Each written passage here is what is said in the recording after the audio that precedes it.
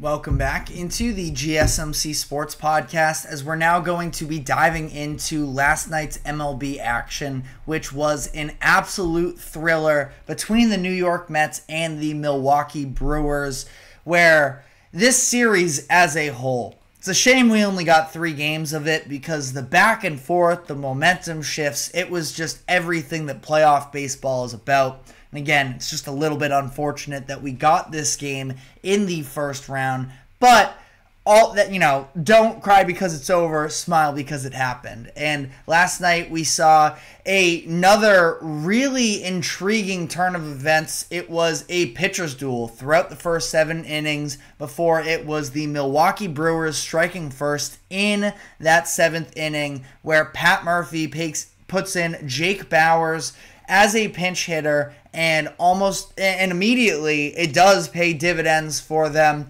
Hits a home run to the second deck in right field, a solo shot, and as the crowd is still on their feet celebrating the go-ahead run, you have Sal Frelick, the Massachusetts kid. He squares up the next pitch and follows that up with a shot of his own, practically to the same spot in right field in that second deck. So that was an electric moment there. And then at that point, things could have spiraled out of control. Something that is sort of flying a little bit under the radar, at least to some degree. I thought it was an interesting decision of Carlos Mendoza to use Edwin Diaz in that 7th inning.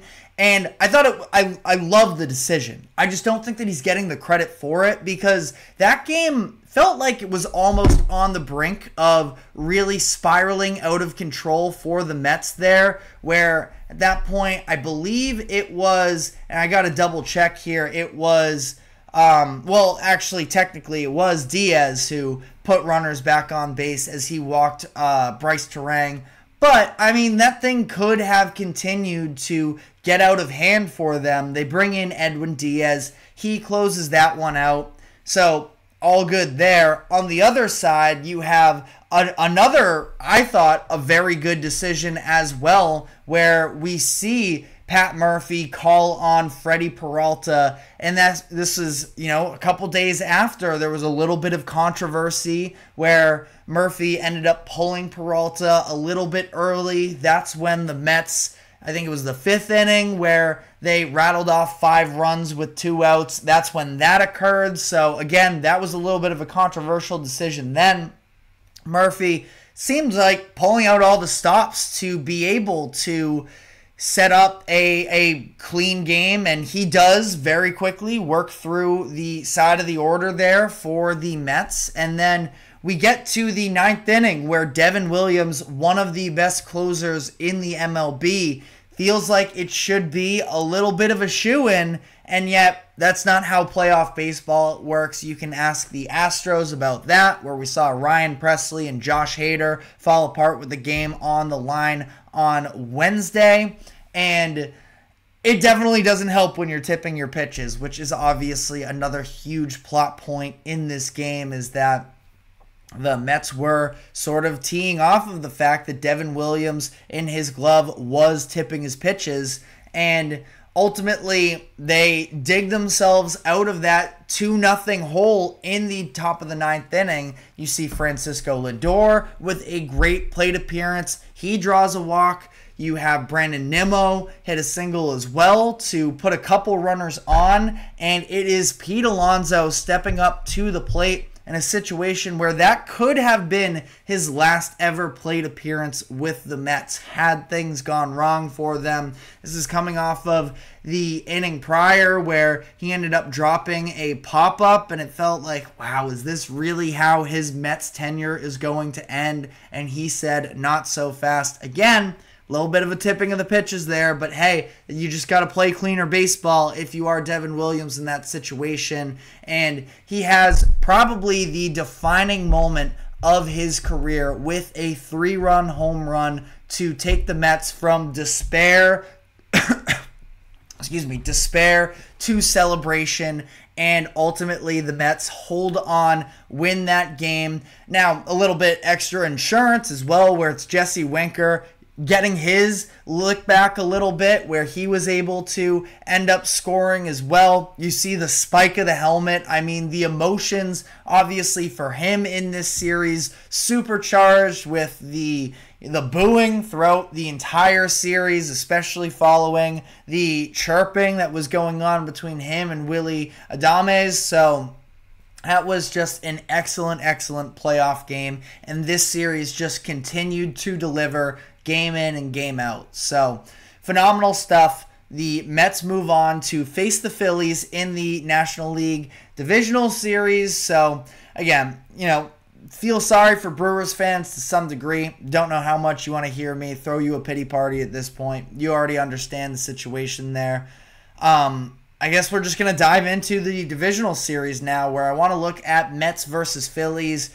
Going to be another very emotionally charged series there, where somehow the first ever postseason matchup between these two division rivals. I don't think that regular season matchups are all too, important to keep in mind of, but that being said, you have a 7-6 Phillies advantage during the regular season, and the biggest thing that tells me is, this is going to be a back and forth type of series that should be a ton of fun to watch. Now, we don't know who is going to start for the Mets game one. This is a situation where it's probably going to be David Peterson. Now, he was called upon for that 9th inning to close out the game just last night. So he'll have a day's rest. He only threw something like 13 pitches. Might have been less than that as well. I can do a quick double check here, but it will probably be Peterson 8 pitches, so even less. So he should probably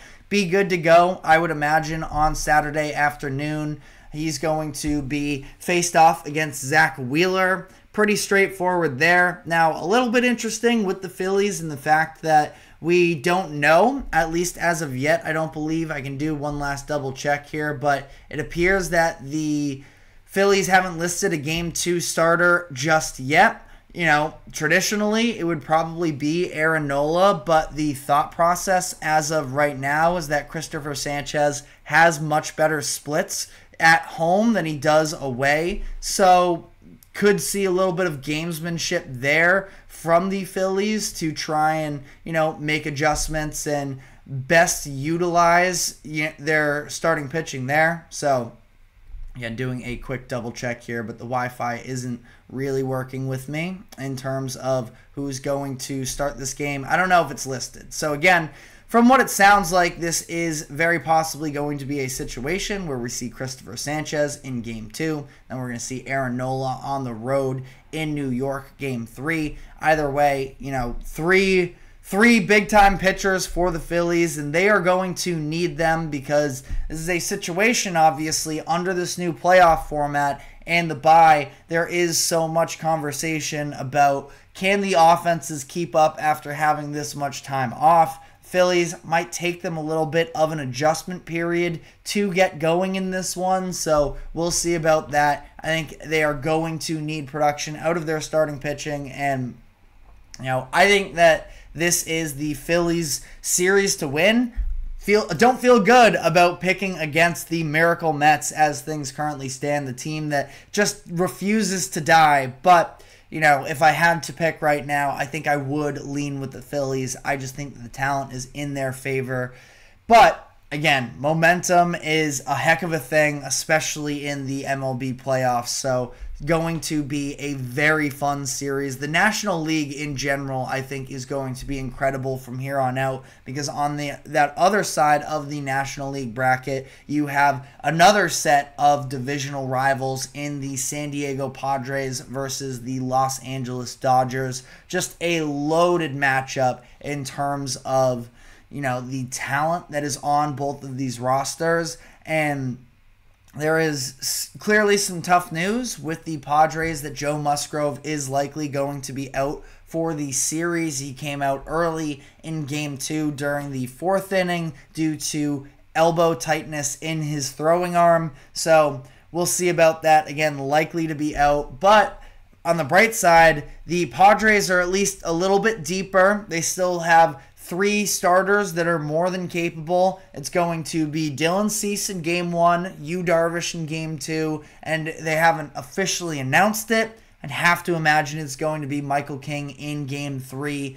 Dodgers, their current lineup as things stand, maybe a little bit of a surprise. Yoshinobu Yamamoto for Game 1, giving the ball to Jack Flaherty in Game 2 to take the mound. So, again, maybe a little bit of a surprise there, but for all intents and purposes, two very high-quality starters there. Yoshinobu also, of course, making his postseason debut here, so will be really fun to watch him do so in Game 1. And then it's probably going to be Walker Buehler in Game 3. Between these two pitching staffs, I'd probably give, especially when you consider the bullpen, but I would lean with the Padres in this situation. Now, you do have Cease, who has only had one postseason start, and he got lit up in that one. That was against the Astros in 2021. So, we'll have to see. There is some unproven there, but I think at this point, Cease is seasoned enough that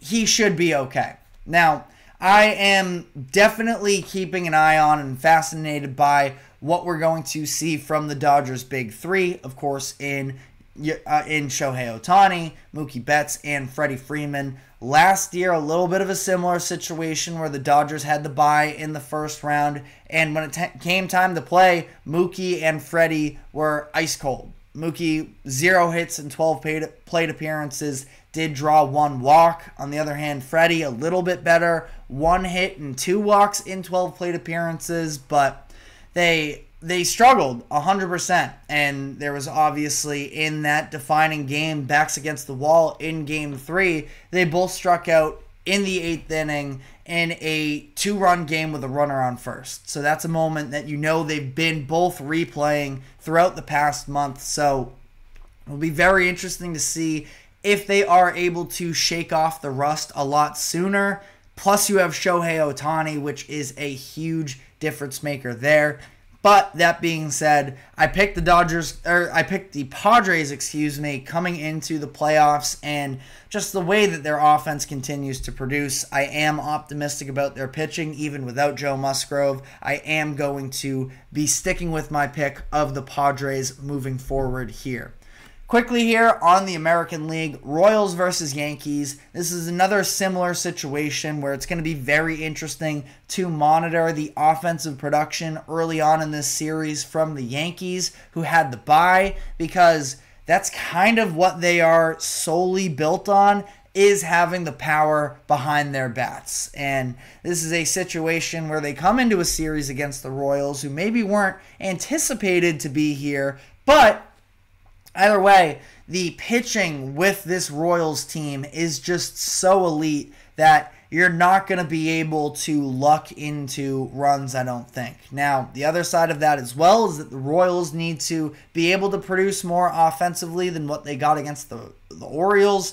3 runs in 2 games, that's not going to cut it. Maybe you can get away with 1 pitcher's duel, but you need more production from the offense, and I think that they are capable of it, especially against a Yankees rotation that I don't love, but also I didn't love outside of Corbin Burns, who, deservingly so, shut them down. It's not like I don't think that the Orioles are necessarily this elitely talented pitching team, at least given the injuries that occurred with them as well. And then final thoughts here, Tigers versus Guardians. I'm having a really hard time sort of leaning either direction in this series. I think, ESPN and the broadcast crew there kept calling the Tigers situation pitching chaos, and that was ultimately what got it done for them against the Astros. I think it's going to be like that a little bit on both sides of this game, where neither one of them, the Tigers have the advantage of at least having a Tarek Skubal, who is a legitimate ace. At least as these teams are currently constructed with injuries, it's just kind of a situation. I think it's going to be very reliant on the bullpen going deep, and which one of these offenses are going to be able to step up for them. I'm riding with the Tigers and the hot hand in this one, but if you disagree, let me know in the comment section. But we are going to be shifting gears back to the NFL now, so we're going to be talking about some of the top storylines ahead with Week 5, so we're going to be diving into that. Do not go anywhere. We will be right back.